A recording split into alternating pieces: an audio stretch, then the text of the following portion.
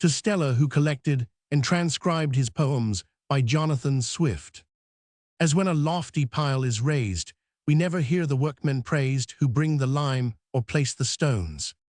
But all admire Inigo Jones, so if this pile of scattered rhymes should be approved in aftertimes, if it both pleases and endures the merit, and the praise are yours. Thou, Stella, wert no longer young, when first for thee my harp was strung, without one word of Cupid's, darts of killing eyes, or bleeding hearts. With friendship and esteem passest, I near admitted love, a guest. In all the habitudes of life, the friend, the mistress, and the wife variety, we still pursue in pleasure seek for something new or else, comparing with the rest take comfort, that our own is best the best we value by the worst, as tradesmen show their trash at first, but his pursuits are at an end, whom Stella chooses for a friend. A poet starving in a garret, conning all topics like a parrot, invokes his mistress and his muse, and stays at home for want of shoes, should but his muse descending drop a slice of bread and mutton chop, or kindly, when his credit's out, surprise him with a pint of stout, or patch his broken stocking soles, or send him in a peck of coals, exalted in his mighty mind, he flies and leaves the stars behind, counts all his labors amply paid, adores her for the timely aid.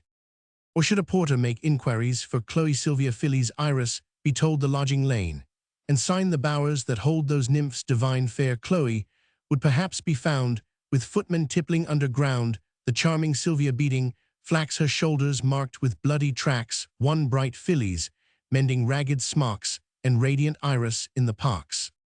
These are the goddesses enrolled in Curlow's collection, new and old, whose scoundrel fathers would not know if they should meet them in a poem.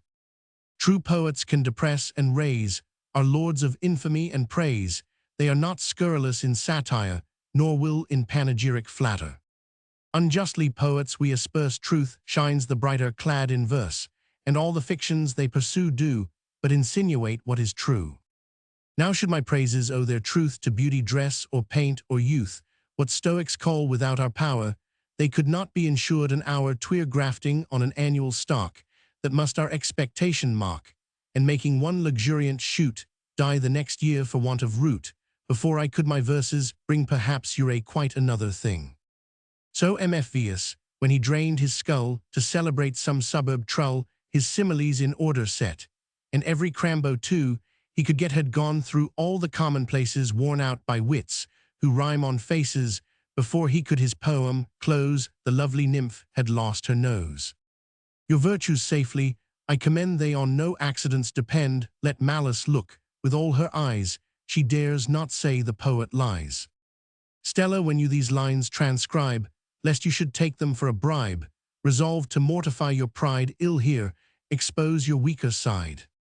Your spirits kindle to a flame moved by the lightest touch of blame, and when a friend in kindness tries to show you where your error lies, conviction does, but more incense perverseness, is your whole defense truth judgment, wit give place to spite regardless both of wrong, and right your virtues all suspended wait, till time has opened reason's gate, and what is worse your passion bends its force against your nearest friends, which manners, decency, and pride have taught from you the world to hide in vain, for see your friend has brought to public light your only fault, and yet a fault we often find mixed in a noble generous mind, and may compare to Ftina's fire, which though with trembling all admire the heat, that makes the summit glow, enriching all the vales below. Those who in warmer climes complain from Phoebus' rays, they suffer pain, must own that pain is largely paid by generous wines beneath a shade. Yet when I find your passions rise, and anger sparkling in your eyes, I grieve, those spirits should be spent for nobler ends by nature meant. One passion with a different turn makes wit inflame or anger burn, so the sun's heat with different powers ripens the grape, the liquor sours, thus Ajax, when with rage passest by Pallas, breathed into his breast, his valor would no more employ, which might alone have conquered Troy, but blinded by resentment seeks for vengeance on his friends the Greeks. You think this turbulence of blood from stagnating preserves the flood, which thus fermenting by degrees exalts, the spirit sinks the lees. Stella, for once you reason wrong, for should this ferment last too long, by time subsiding you may find nothing but acid left behind from passion, You may then be freed when peevishness and spleen succeed. Say Stella when you copy next, will you keep strictly to the text? Dare you let these reproaches stand, and to your failing set your hand? Or if these lines your anger fire, shall they in baser flames expire? Whene'er they burn, if burn, they'll prove my accusation just.